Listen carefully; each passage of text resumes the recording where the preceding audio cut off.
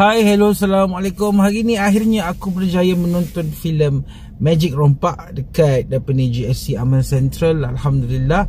A bit late, tapi ya, aku memang kalau ada masa aku akan cari masa untuk tengok juga.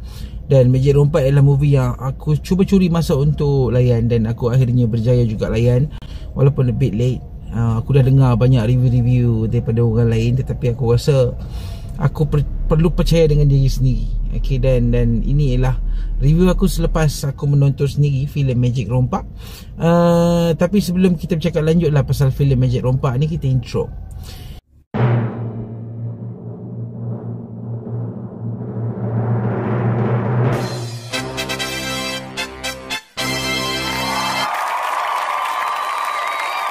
Baik, Magic Rompak ialah sebuah filem yang bagi aku adalah sesuatu yang baru. Aku boleh katakan genre ini adalah satu genre yang moden, yang mana kita sendiri tak pernah nampak dalam filem-filem lain selain movie-movie Adrian-Teh. Okey, benda yang aku suka lah pasal Adrian-Teh ialah satu perkara, ialah dia tak letak dalam satu format filem-filem yang biasa kita tengok dekat dalam industri sinema Malaysia. Okey, dia ada satu benda yang aku rasa modernisasi. Aku yang perasan dalam filem ni, dia tak letak culture. Itu adalah satu benda yang bagi aku membuang filem ni sekadar dari hanya sebuah filem Malaysia yang memaparkan kebudayaan Malaysia itu sendiri. Kita dalam filem ni tidak diletakkan macam agama ke apa ke. Ada orang cakap bila tak letak benda-benda macam tu, dia tak nampak Malaysianize. Tapi bagi aku ini adalah satu benda yang menarik juga. Sebab kalau kita kena hang letak pasal agama dalam filem macam ni, this kind of weird. Cerita pasal merompak, lepas tu hang semayang lah apa. So it's kind of weird. So bila Adrian remove benda-benda tu, macam agama, culture and so on, filem dia jadi lebih senang untuk move, senang untuk bergerak, senang untuk bercerita, untuk benda-benda yang kita boleh katakan agak melanggar norma kebudayaan Malaysia. Contohnya cerita pasal rompak untuk menjahanamkan orang lain, macam Robin Hood punya style. Dan bagi aku benda tu adalah bagus untuk filem-filem Adrian-Teh. Tetapi kita perlukan juga filem-filem yang ada cultural punya identity untuk balancekan benda-benda macam tu. So aku rasa Adrian-Teh punya move untuk buat filem yang macam ni, filem-filem yang luar daripada kotak-kotak norma Malaysia, adalah satu benda yang bagus. Okey, tetapi kita ada juga pembikin-pembikin yang balancekan apa yang tak ada dalam filem Adrian-Teh dalam filem dia orang. So it's kind of balance lah. So kalau hang nak tengok filem-filem yang luar daripada kotak Malaysia, cerita pasal filem-filem yang macam ni, yang buat benda-benda jahat untuk balas dendam kepada benda kejahatan, hang kena tengok filem-filem macam ni. Dan bagi aku Magic Rompak adalah satu filem yang bagus. Walaupun ada banyak jugalah kelemahan yang bagi aku bukanlah disebabkan oleh faktor-faktor yang besar pun. Okey, dan bagi aku ini adalah satu perkara yang menarik lah. Okey, kita patah balik ke Magic Rompak. Okey, Magic Rompak ni pasal apa? Ia pasal tiga orang perompak yang mana telah dia bukan perompak lah, lebih kurang perompak lah. Dia ada hal, dia sebab dia kenapa dia orang rompak. Yang direkrut oleh seorang magician, Hadi. Okey, yang mana nak cuba untuk rampas hati kesuma. Hati kesuma ni ialah satu kalung emas yang mana memang menjadi kebanggaan lah Tan Sri Hamdan Tan ke apa kata aku. Okey, memang ini adalah sasaran dia orang. Okey, dua entiti ni, Hadi ni dengan si tiga orang ni, okey, ada satu sasaran iaitu Tan Sri ni. Okey, ada sebab kenapa. Okey, dan diorang work on together, tetapi di sepanjang kerjasama itu diorang terperangkap lah di antara kepercayaan.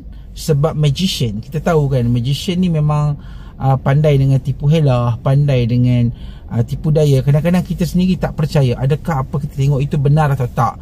So movie ini bergerak dengan kepercayaan itulah. Kita tak boleh percaya the whole movie. Apa yang diceritakan dalam filem ni tak semestinya itu yang diceritakan. So dia banyak twist dekat situ yang menjadikan movie ini magic lah. Benda tu bukanlah magic yang orang kata luar biasa sangat pun. Macam orang cakap kita pernah tengok filem Now You See Me kan. So memang movie ni inspired by that lah. Dekat Malaysia ni aku rasa tak ada kot magician yang macam Hadi tu. So dia punya western culture diserapkan dalam budaya Malaysia, dan kemudiannya diberi satu cara ataupun pemikiran Malaysia. So it's kind of weird macam aku cakap, tapi weird pun aku rasa sesuatu yang agak luar biasa untuk sebuah filem Malaysia lah. So, on the whole aku rasa movie ni ada kelemahan dan juga kelebihan lah. Okay, dari segi kelemahan aku rasa movie ni memang agak dragging sikit. Dekat second half aku bahagikan 3. The first half is kind of okay, fun, excited. Ada magic show yang bagiku okay, memukau, tetapi orang kata kind of macam nak cakap macam mana macam quite unexplainable lah. Aku okay lah, macam kita zaman sekarang ni kita dah tak ada magician yang macam tu dekat Hollywood pun. Magician yang besar macam David Copperfield pun dah start tak buat lagi benda-benda macam tu, sebab orang dah start reveal teknik kan. So kita yang hidup di zaman tahun 2025 ni, kita dah hidup dengan magic, tetapi kita perlukan sebab kenapa magic tu boleh jadi macam tu. So dia lebih bagus kalau kita tahu sebab. So ada a few tricks yang bagi aku unexplainable, dan bagi aku nampak macam kurang sikit lah bila tak di-explain dengan jelas tu.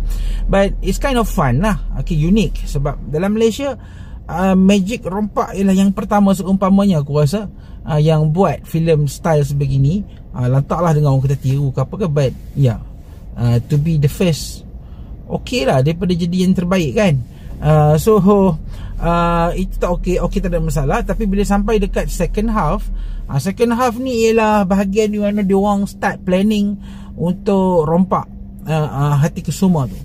Okay, bahagian ni ialah bahagian yang paling aku kurang gemar. Walaupun ya, dia ada selit komedi sikit, ada selit pengkhianatan sikit, ada selit banyak momen-momen yang drama lah. Dia lebih kepada drama, ada komedi, ada drama sikit, ada twist sikit. Tapi ini adalah benda yang kita tak nak tunggu sebenarnya. Kalau boleh bahagian tu ialah bahagian yang paling short. Okay, kita just tengok planning and everything, dan kita nak tengok execution ni lah yang bahagian yang paling kita nak tengok. Okay, dan impact after execution. Okay, tapi bahagian execution ni dengan bahagian impact after execution ni, ini adalah yang bahagian yang paling pendek. Itu yang bagi aku macam what? Kenapa kita buat filem pasal magic rompak, pasal rompakan, tetapi rompakan itu dikurangkan. Dan sedap aku very short. So benda ni adalah satu benda yang bagi aku agak aku kurang suka. Sebab bagi aku filem yang macam ni, yang bagusnya ialah kita nak tengok execution rompakan tu. Tapi bila banyak sembang twist dengan pendedahan pengkhianatan dekat second half tu, bukan tak bagus, dia bagus je, tapi it's kind of, this movie is about magic and rompak. So magic and rompak should be more highlighted lah, instead of all the jokes, pengkhianatan and everything.